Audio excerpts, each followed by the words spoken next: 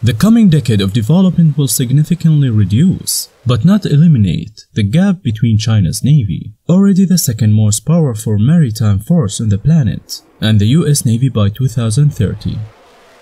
All fitted out, China's second ever aircraft carrier and the first built entirely in China is set to sail for sea trials. The construction of the aircraft carrier represents a significant milestone in China's steady rise as a major naval power, and barring any hiccups, Beijing will continue its ascent in the following decade to the degree that it challenges the United States for naval supremacy, at least in East Asia. From a coastal defense force to a world power, the might of the Chinese Navy today is far beyond what it was just 30 years ago. As recently as the 90s, it was effectively a coastal defense force, with little ability to challenge its US counterpart, but quick as the Chinese Navy's rise since then has been, its tremendous progress stems from evolution rather than revolution, as Beijing has carefully and incrementally introduced new design and equipment into the Navy, before proceeding to intensified shipbuilding.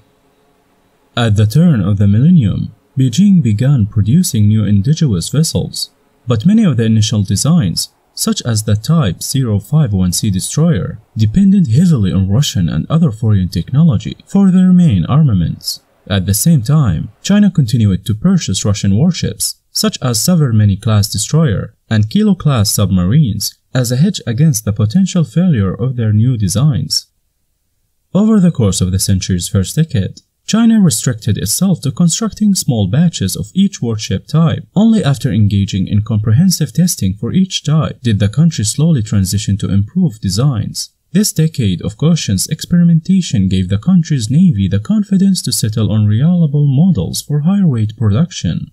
Chinese shipyards rapidly rolled out the Type 054A frigate, the Type 039A submarine, the Type 052D destroyer, and the Type 056 corvette, making the four classes of vessel the mainstay of the naval inventory. Such production, however, did not necessarily increase the size of the fleet, but replaced aging and obsolete vessels that had remained in the naval inventory since the 20th century.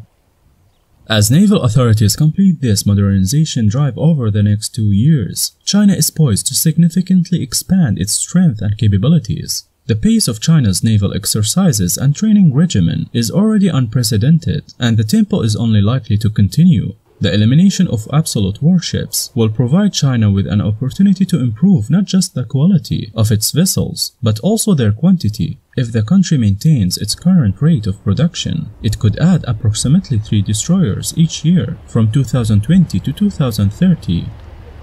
But an increase in the number of modern destroyers, frigates, corvettes, and diesel-electric submarines only constitutes one aspect of the Navy's growing strength. Over the next 10 years, China will construct next-generation nuclear submarines that emit far less sound, build new types of aircraft carriers equipped with catapult launch systems, and expand its amphibious fleet with the introduction of Type 075 class amphibious assault ships. Supplementing the addition of this hardware will be a continued focus on the country's logistics fleet, which is key to conducting blue water operations, sustained, long-range maritime operations over oceans and deep waters, and securing logistics spaces around the globe. Closing the gap. But even as China comes closer to rivaling the United States in global maritime strength, the two countries will continue to excel in different facets. Because the United States is largely secure and unchallenged in its home waters, it will retain its traditional focus on constructing a blue water force. Accordingly, Washington has long emphasized aircraft carriers, large surface combatants, and a sizable fleet replenishment force that can project influence and force around the globe. China will strive to develop these same blue water capabilities with similar vessels, but it will focus on exercising power closer to home in South China and East China Seas. As a result, China will maintain a much larger fleet of small surface combatant and diesel-electronic submarines, vessels that are ideal for combat in irregular environments close to home ports.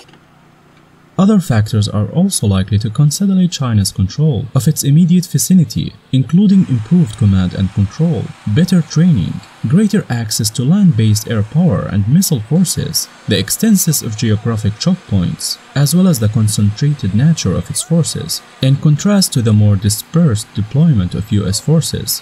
By 2030, the Chinese will likely be the dominant naval force up to an initial island chain that encircles the Yellow, East China and South China Seas, while it will also enjoy significant advantages out to a further limit running roughly from Japan to Indonesia, through islands such as Guam and Palau.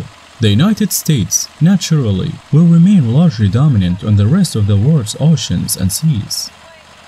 Predicting China's potential naval strength beyond 2030 is impossible, but the country could well seek to challenge the United States' maritime dominance even farther out in the Pacific Ocean for the decade to come. However, the country's navy is set to go from strength to strength. It may not become the master of the open seas, but it will become the master of its own maritime backyard.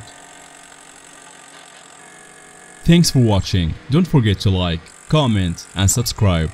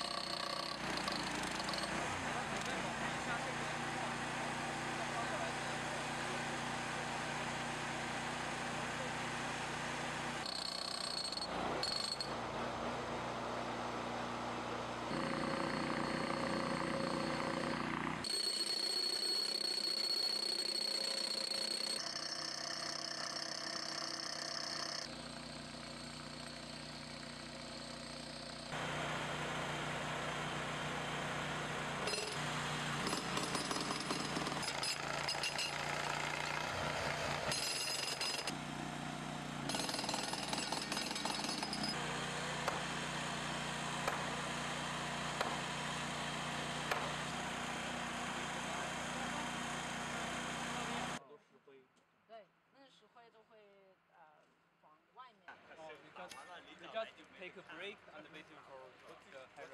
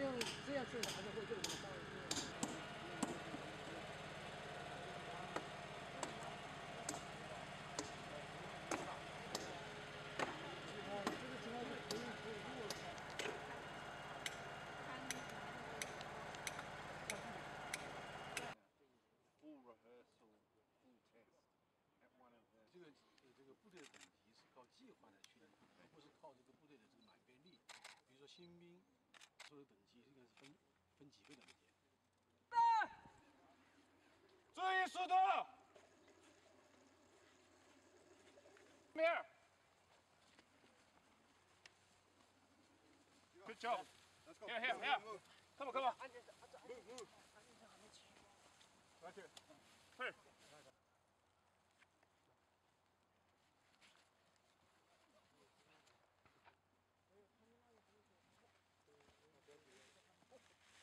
Move it up. You gotta hold it. I got it. Straight up. Straight back. Listen to me. 2, 3, 1, 2, 3, 1, 2, 1, 2. Come on. Come on.